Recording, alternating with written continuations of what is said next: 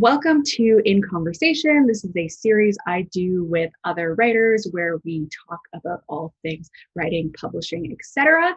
And this is special because it's a panel. It's part of a small series of panels that I'm doing with some authors. And today the theme is inspirational influences, talking all about the works and people that have inspired our works. And so I'm going to let my co-host introduce themselves, and I'm going to start with Mariko. So I'm Mariko Turk, and I live in Boulder, Colorado. I teach at the University of Colorado Boulder, and I teach mostly academic writing. My debut YA novel is called The Other Side of Perfect, and I actually have my art here. It comes out May 11th.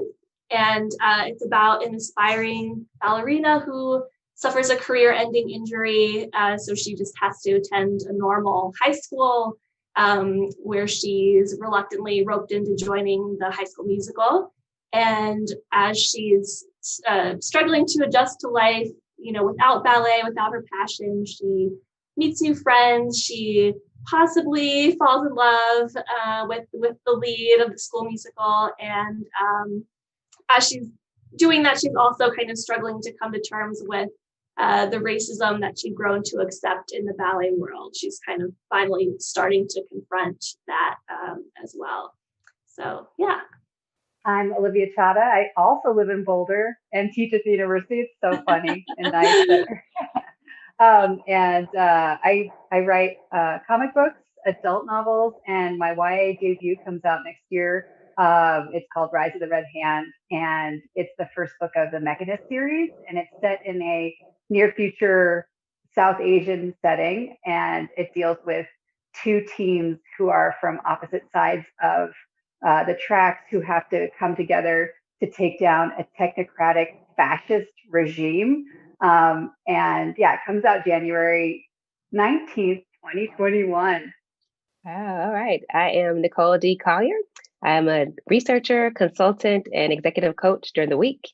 And on the weekends, I write contemporary middle grade. My debut, Just Right Jillian, is a book about a little girl who is tired of hiding her true self and strives to make good on a promise to her Grammy to be more confident and to believe in herself.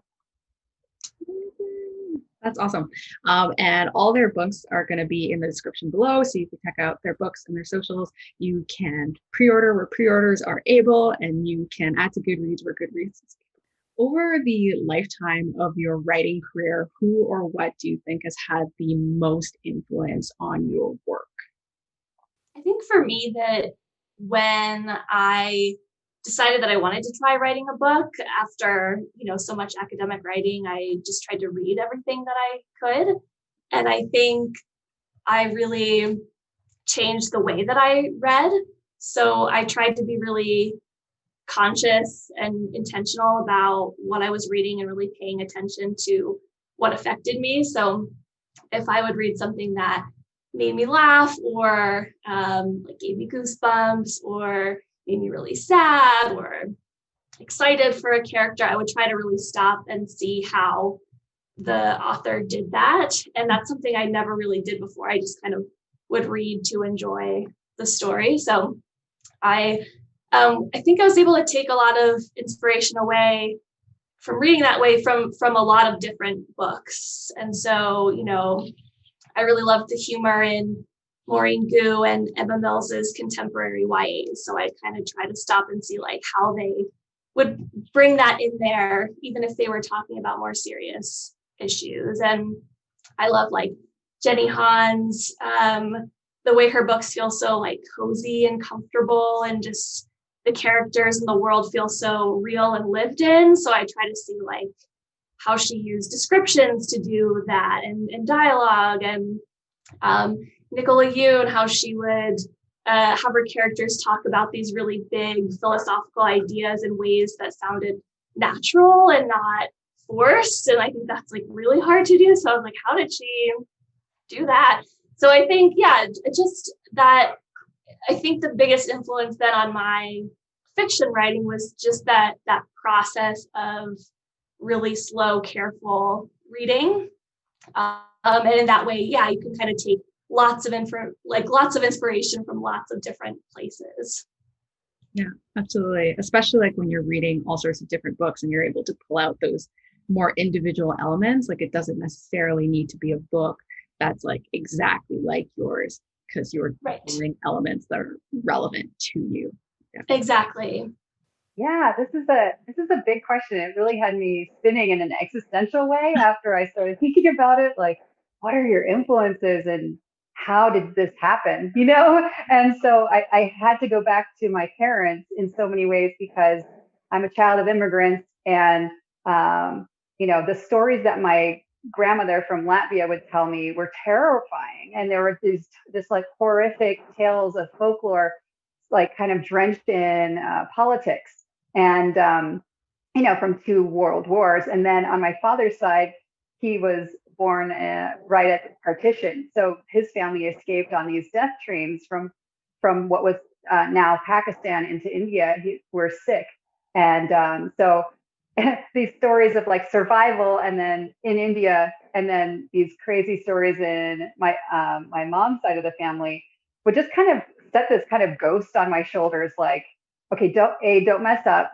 Your family is like watching you, but also these like palimpsest layers of memories and places and things, and kind of this kind of collective unconscious trauma that I've just been trying to figure out in my real life. And so I studied literature. I have a PhD and just parsed through so many different areas. And I think weirdly enough, some of my biggest like books that have influenced me are comic books. Some of my favorite graphic novels and comic books, Bill Willingham's Fables, and all the way to Ms. Marvel today. And because there's a sense of heroism, and I'm really enjoying that new landscape changing and diversifying as it should finally.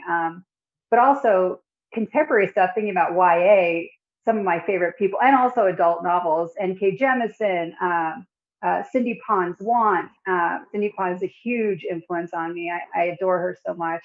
And then Zoraida Cordova, Danielle Clayton, these authors who are just taking big risks. They're saying, I'm going to do this thing that's amazing. Their writing is beautiful and rich, but it's so authentically the experience they want to tell. And I feel just so lucky to be writing today with all these with you guys and with all these amazing people putting their stories out today. I feel like we're really at an interesting place. So taking all of that folklore, all of our experiences, and then seeing, oh my gosh, our voices do matter. And here, let's tell these stories now. People actually do want to hear them. Oh, another person, Alicia Dow. She's definitely inspired me. The Sound of Stars is one of my favorite books this year. So I just wanted to mention her name as well. Yeah, like that whole wealth of like your whole background and then coming together with other authors is like this huge, the full lifetime of inspiration. Absolutely. Right. Well, when I'm thinking about this question, is there are some specific people, but really I think that the greatest influence is just growing up as the daughter of a public school librarian. So just being surrounded by books my earliest memories all include books, and all include going to the library sometimes at my mother's school.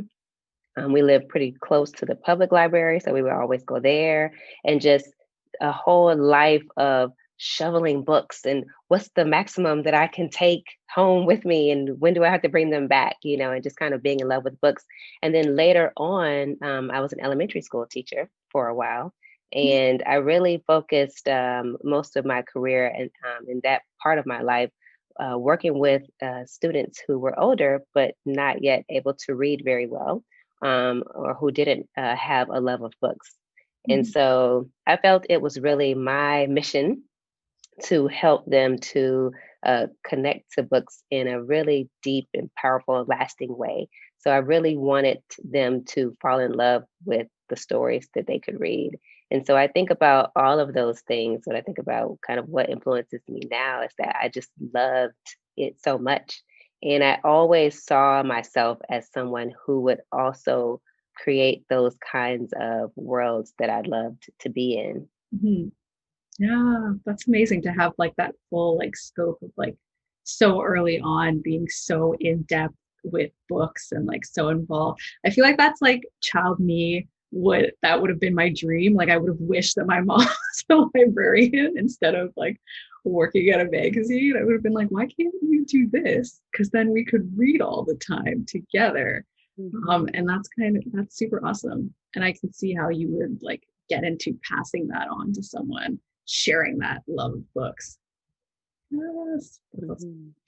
I feel like over the lifetime of my writing career, really my biggest inspiration has kind of become seeing authors who are writing stories that I love and that I wished I had as a child, and like seeing their success and like just living in those stories and how amazing they are, like Donnell Clayton, Zoraida Cordova as well, like just getting so in depth in those stories and feeling like that's something that I could achieve, and like seeing myself in those stories. And I think over the whole of my writing career, that's kind of become the thing that stands out the most to me as really kind of inspiring me to propel forward and tell my stories, because I finally am having a sense that there is a space for them, like Olivia said, and that there's opportunity. So that's kind of ended up being my more lifetime inspiration.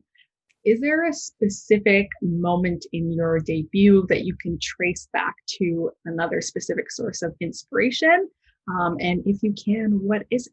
Yeah, so I love this question because it made me just think back to like when I was writing it and all the ideas that I was trying to pull in. So for me, because my book features a high school musical, specifically Singing in the Rain, the characters are performing Singing in the Rain.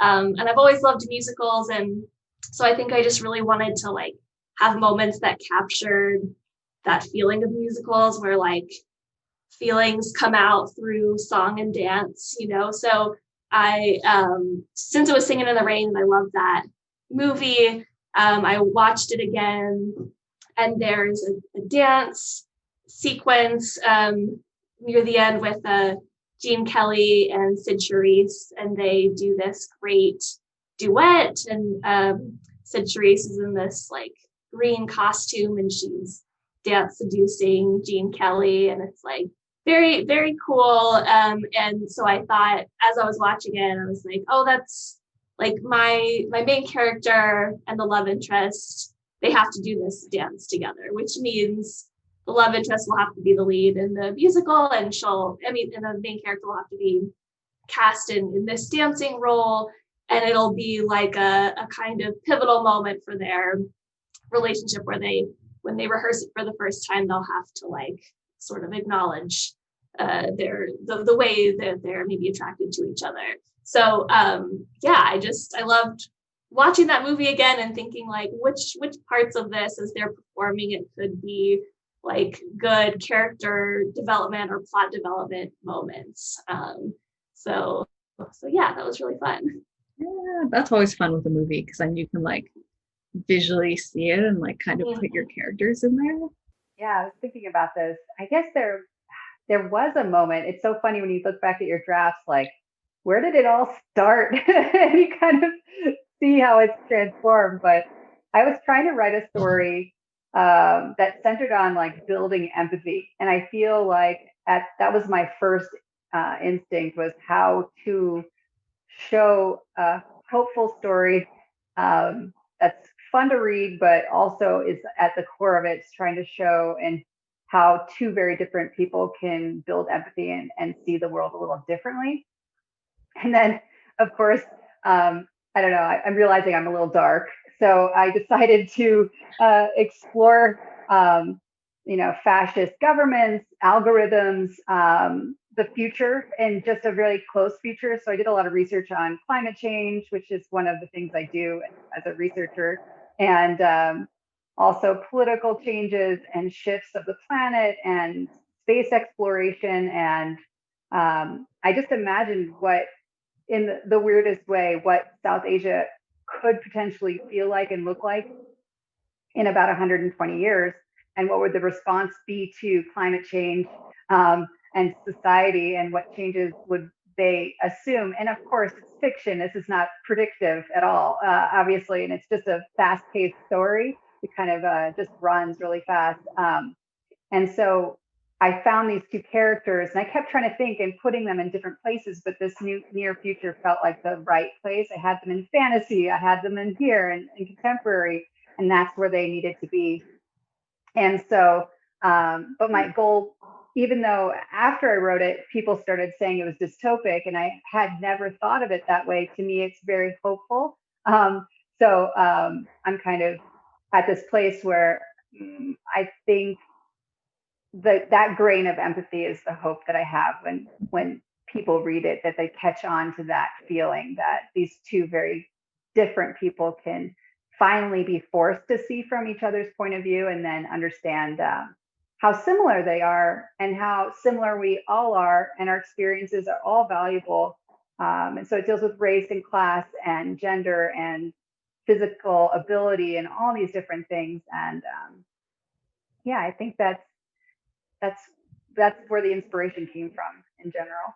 Mm-hmm. That emotional thread of empathy. Sorry, stumbling over here. That's a good question. And I would say it's a little loaded because actually the very first scene and pretty much the last key scene are both inspired by real life events. Mm-hmm. And so, they actually were things, fictionalized that happened to me or that I did or didn't do. Mm-hmm. And actually, the seed of the book was wanting the opportunity to rewrite my response in the moment, mm-hmm. and the outcome as a result. Like, I wanted a different ending. I didn't like how it was at the time. And so what would it be like if I could go back in time and do that over? It's pretty mm-hmm. much the spirit. So yeah, those things were, kind of haunt you over the years. Yeah. So it was always waiting for me to go back and address it in some way. So I always knew that I wanted to tell that story and to tell it better with a different outcome. Yeah, that's the opportunity of fiction, right? Like, you can go back to those moments and you can change that narrative within that fiction, and you can kind of redirect it. I actually think that brings us really nicely into talking more about like real events, and how real life can inspire our works, or how that has inspired works. So we can go straight into talking about that. Nicole, do you want to say more on that?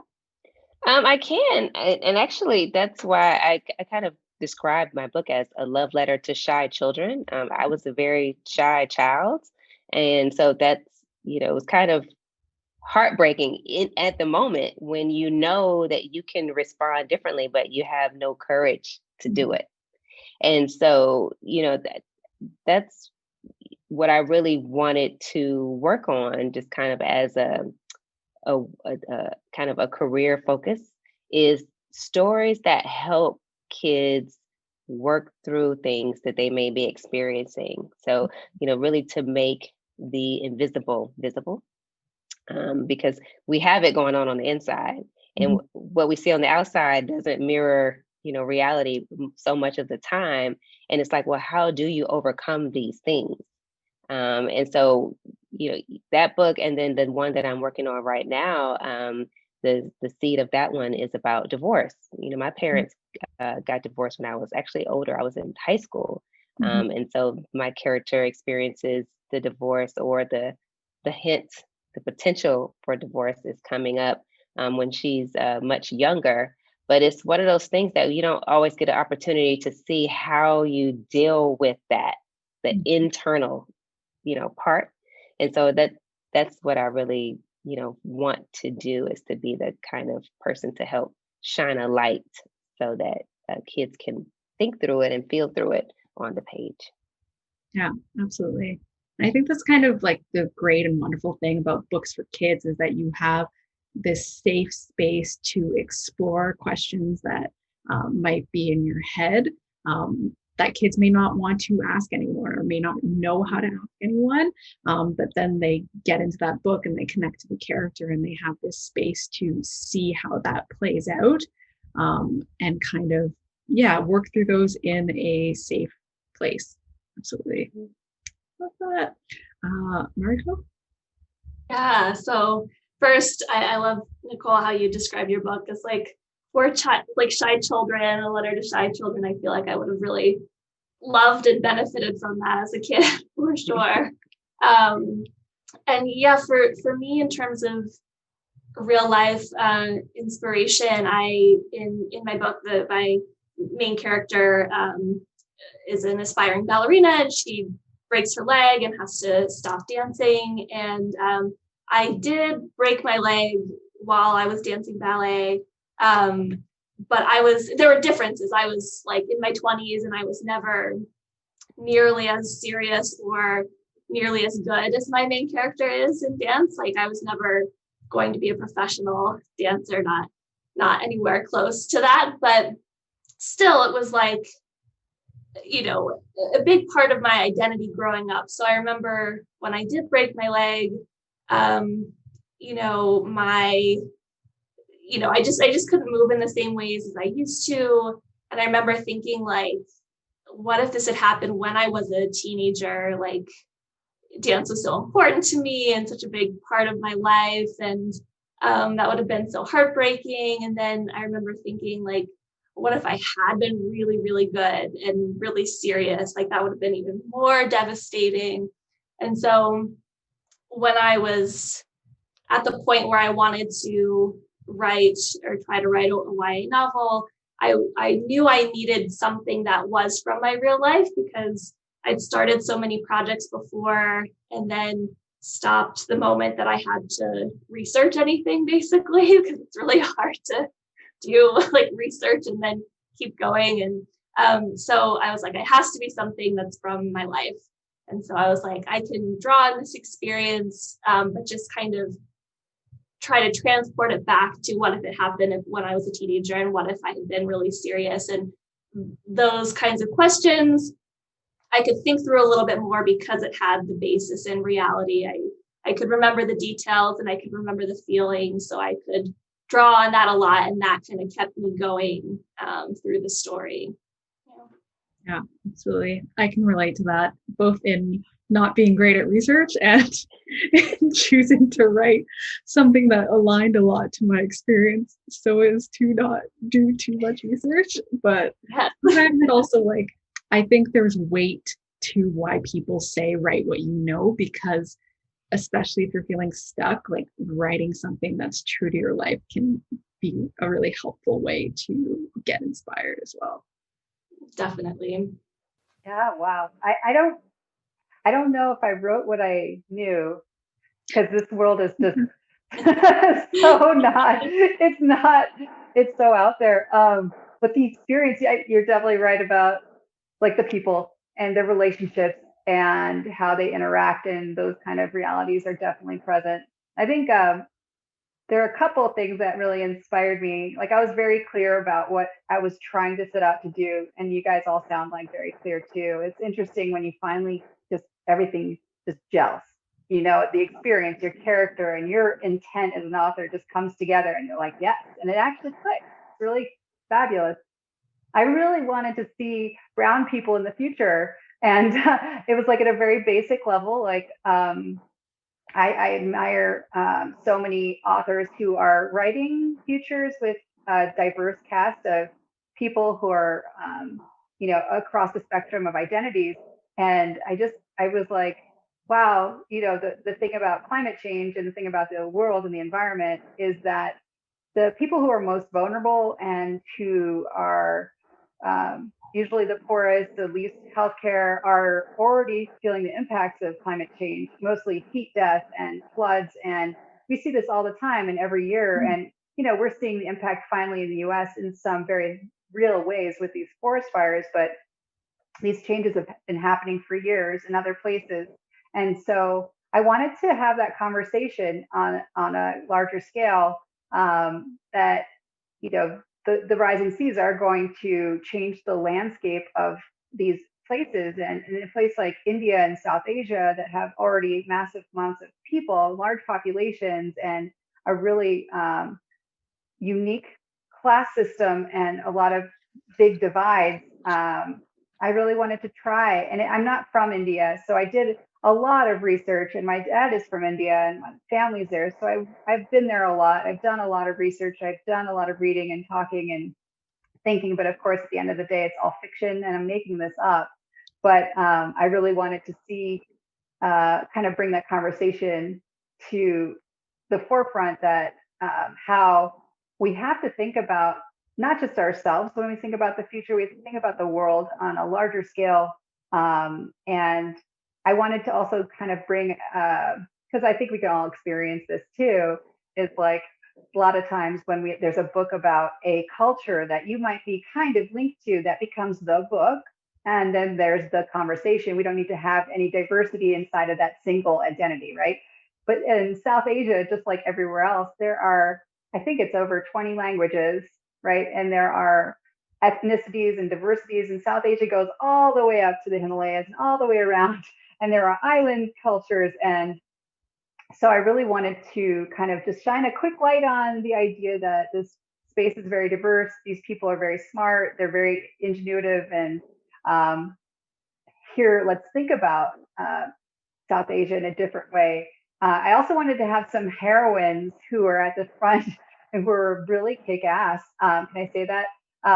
She's yes. very powerful. Okay.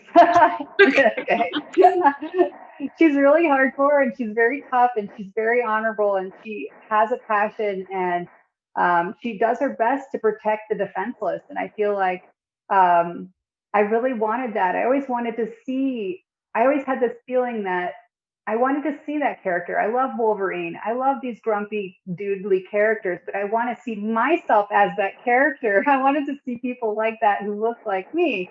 So I kind of wrote that just so I could feel that I could be strong, and being strong as a female doesn't make you unlikable. It makes you interesting. It makes you unique, right? And I feel like kind of breaking through that was one of my goals there too. And then in the fictional world of just getting that space with a heroine that's interesting and diverse, to just say, okay, other people write more of that, write a different future, write diverse futures of whatever you can imagine. Like hopefully somebody will read that. Like I read Cindy Pon's Want, and I said, oh my gosh, I can do this. That gave me that was a huge permission. I was already drafting, and I saw her book and I read it, and I was just like, this is something I can do. And I hope someone reads this book and says, oh, I can do my take on that. And just, we can all be kind of part of a lineage of giving that permission, or push to the next authors who come forward and tell their stories. Mm-hmm, absolutely. The whole, the concept of sending the elevator back down and bringing more and more and more people in. In my debut, there actually is quite a bit of real life that came into it. It's interesting because I'm also writing it's a near future. It's a fantasy sci-fi mashup. So it's also near future, but a little bit closer. So it's really only a 50-year chunk. And so for me, what was interesting was bringing in real life things, but also having a bit of this shift and kind of exploring how that might change in the future and how that might stay the same, which in some ways is a little bit pessimistic, but also kind of realistic. So, in my book, there are some discussions about things like police violence and the repercussions of that and how that might be in the future, and how much progress do we actually think would be made. And so that comes into it. And then also a lot of discussions about things like microaggressions, and how that might be different as well. And it's sort of interesting because it's also in the landscape of Canada. And I think I like the idea of being able to shed light a bit more on how that is over here, and talking about that sort of climate as well. But there's also a lot of realism and realistic events and specifics that come with my background and how my family came to Canada and that sort of thing. My main character is a witch in a family in which they have the ability to communicate with their ancestors. And so they end up having this kind of wealth of knowledge and history that they might not have had otherwise, but they still have sort of a weird relationship with how they actually do the communicating. So they have access to more information, but there's still sort of a disconnection with how they in the future / present are understanding the experiences of their ancestors that have come before them, and also that perspective of what their ancestors are trying to teach them in this perspective. Like, what am I trying to teach you based on my experience, but also based on knowing that you are living in a completely separate time from mine. And so a lot of my own history ended up pointing to that. I did do some research on this because I researched my own family history to kind of figure out a bit more about how everyone kind of immigrated and how that all happened, because my grandparents' side, they were slaves in the US, but they don't know where. They just know eventually they joined the Loyalists. They went to Trinidad where they got land from the British and then eventually immigrated back to Canada.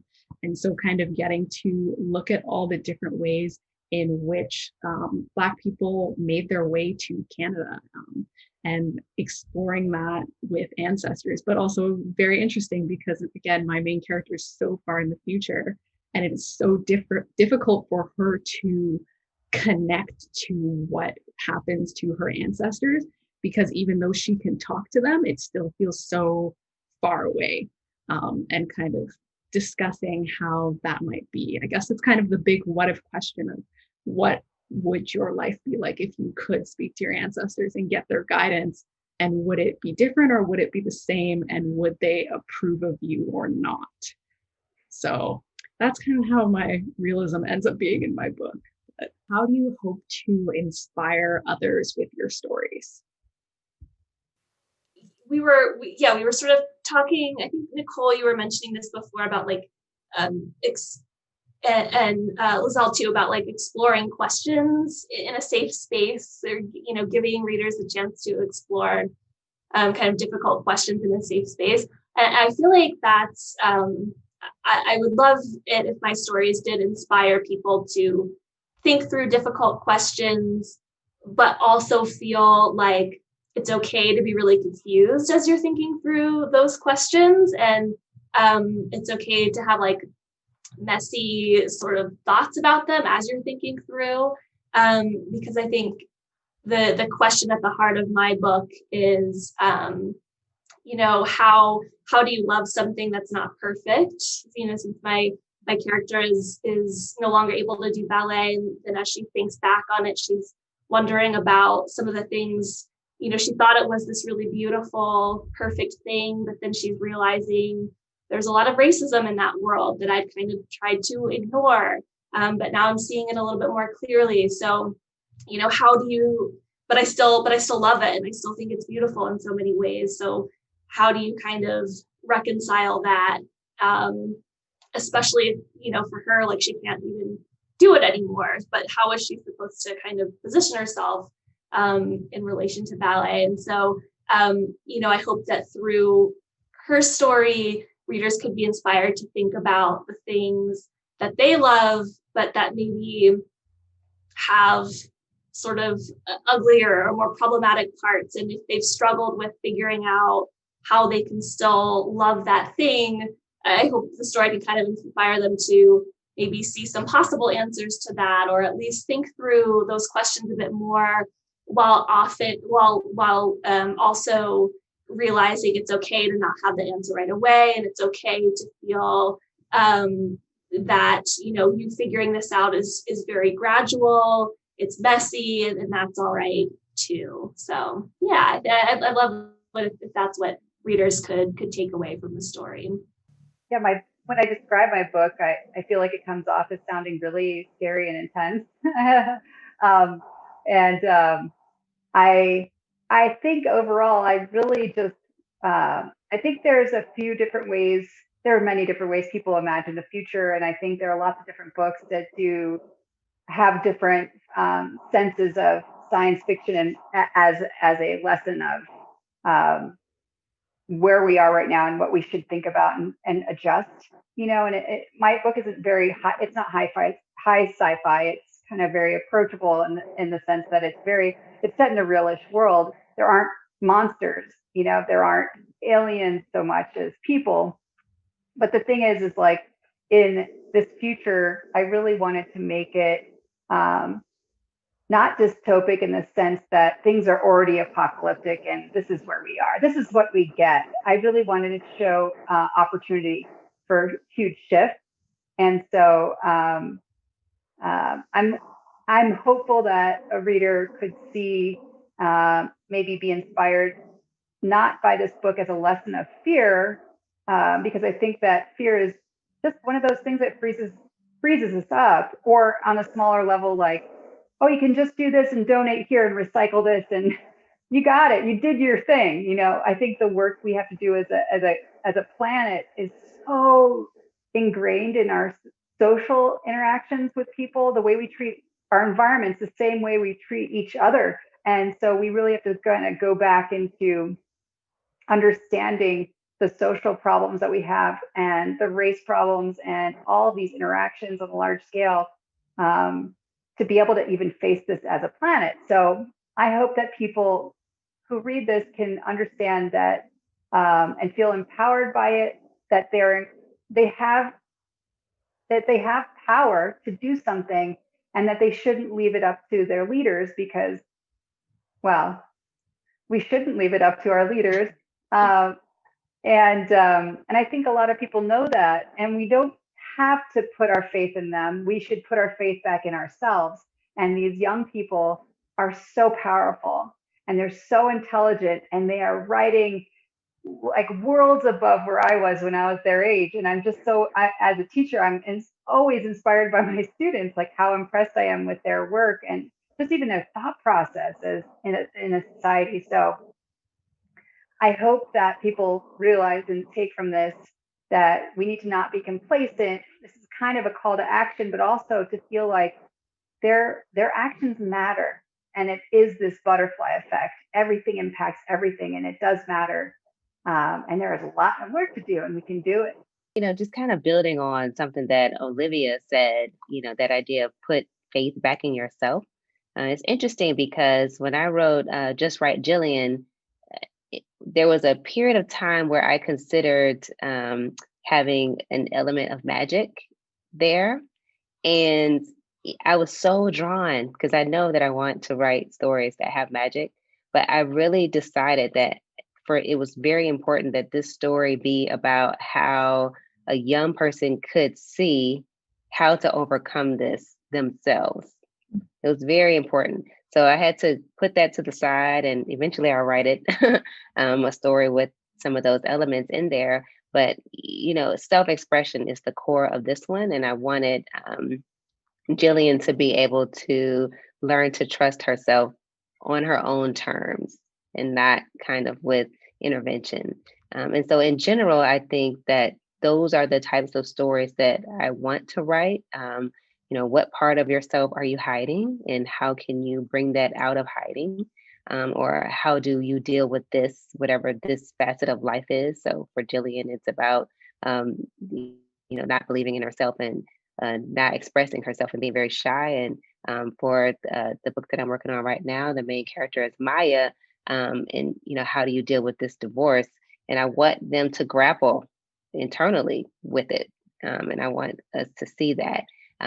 In doing that, giving hope to children. So that's the kind of, when I think about what do I want to inspire, it's a sense of hope that I can grapple with this too. And that this is one way that one person did it. Mm-hmm. And so my way may look different, but there is a way. I think mine is quite a little bit more general, but I think really what I'm hoping for the most is connection. Like I really want readers to feel connected to aspects of the story, whether that's people feeling connected to the setting of Toronto, whether that's people feeling connected to reading about a main character who feels very unsure of themselves and their place in the world, and unsure of their abilities to kind of live up to what they feel is, a personal legacy, and the pressures to succeed as a child, even when you're a young child, and especially when you're a teenager and you are kind of being pushed to decide what to do for the rest of your life, right smack dab, when you are still very young. And yeah, to connect with basically any aspect of the story. But I think in a more specific level, I'm really hoping for Black kids to really see themselves as the hero of the story.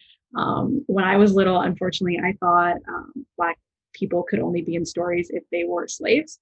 I didn't realize they could be main characters and heroes. And that was something I always wanted to see as a child. And there's so much more of that now. And so I'm really excited to be able to contribute to that and to contribute to Black kids and Black girls seeing themselves as the hero of the story and not a sidekick or a side character and fully fleshed out. And then I think in a grander respect, I would also really like if people, especially kids, could feel more of a desire to connect to their past and their history and what came before them. I think it's really easy to not ask those questions just because it doesn't often come up. It took me really until like full adulthood to even like contact a relative and be like, hey, what did our like grandparents and stuff do? And like, why did we come to Canada and what happened here? And like kind of access that history, because there can be so many interesting things there that they might not have known otherwise. And that's it for this episode of In Conversation, talking all about inspirational influences. Thank you so much to my co-hosts for joining me, and thank you for watching. And of course, this series is called In Conversation, so please feel free to join the conversation. Please comment below and share the sorts of people or things that have inspired you in your writing, even the sorts of books that inspire you. That would be awesome to see. And as I said before, all the information about my co-host books and their social media and all of that jazz are in the description below. So please check them out. Please follow them, add their books to Goodreads, pre-order, all of that stuff. And if you like this video, please give it a thumbs up. If you haven't subscribed already, please subscribe. And thank you so much for watching. Bye.